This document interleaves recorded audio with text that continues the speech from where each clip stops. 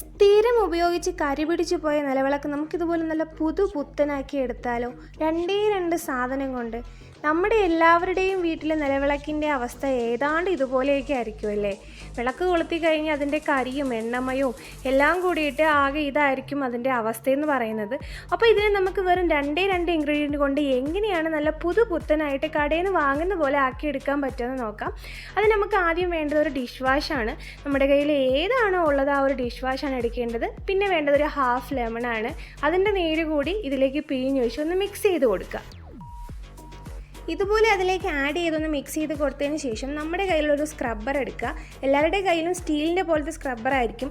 ഞാൻ അതാണ് യൂസ് ചെയ്തുകൊണ്ടിരുന്നത്. പക്ഷേ ഇത് മതിയെന്ന് തോന്നിയത് കൊണ്ടാണ് തൽക്കാലം ഇപ്പോൾ ഇതിട്ട് കാണിക്കുന്നത് കേട്ടോ. ഇങ്ങനത്തെ ചെറിയ സ്ക്രബ്ബർ ആയാലും മതി. നമ്മൾ പുതിയ അപ്പച്ചട്ടി, ഉണ്ണിയപ്പച്ചട്ടി അതൊക്കെ മേടിക്കുമ്പോൾ അതിൻ്റെ കൂടെ ഇങ്ങനത്തെ സ്ക്രബ്ബർ കിട്ടും. അങ്ങനെ എനിക്ക് കിട്ടിയൊരു സ്ക്രബ്ബറാണിത്.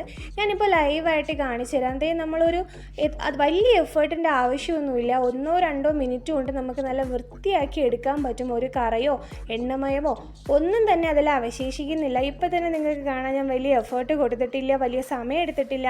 പക്ഷെ അപ്പോഴും തന്നെ ഇത് ഇത്രയും നല്ല വൃത്തിയായിട്ട് പോയി. ഇതുപോലെ തന്നെ നമ്മുടെ നിലവിളക്ക് അല്ലെങ്കിൽ ഓട്ടുപാത്രങ്ങൾ അങ്ങനെ നമ്മുടെ വീട്ടിലുള്ള ഒരുവിധമുള്ള സാധനങ്ങളെല്ലാം നമുക്ക് വൃത്തിയാക്കി എടുക്കാൻ പറ്റും. കുറഞ്ഞ ചിലവിൽ, കുറഞ്ഞ സമയത്തിൽ, കുറഞ്ഞ എഫേർട്ടിൽ. എൻ്റെ കയ്യിലുള്ളത് ഇതുപോലത്തെ കുഞ്ഞു നിലവിളക്കാണ്. നാട്ടിലായിരുന്നപ്പോൾ മോൾക്ക് താലപ്പൊലി എടുക്കാനായിട്ട് ഉപയോഗിച്ചിരുന്നതാണ്. അപ്പോൾ ഒരുപാട് വർഷമായിട്ട് ഞാനത് ഉപയോഗിക്കുന്നുണ്ട്.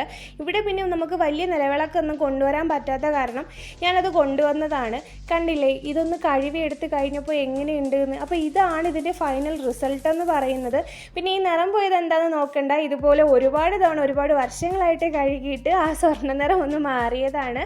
പക്ഷേ എന്ന് വെച്ച് അത് കറയോ അഴുക്കോ ഒന്നുമല്ല. അപ്പോൾ ഇതുപോലെ ആയിരിക്കും അതിൻ്റെ റിസൾട്ട് കിട്ടുക. അപ്പോൾ വേണ്ടവരൊന്ന് ട്രൈ ചെയ്ത് നോക്കുക. സക്സസ് ആയാൽ കമൻറ്റ് ചെയ്യാൻ മറക്കില്ലേ. അപ്പോൾ ഓക്കെ, ടാറ്റാ, ബൈ ബൈ.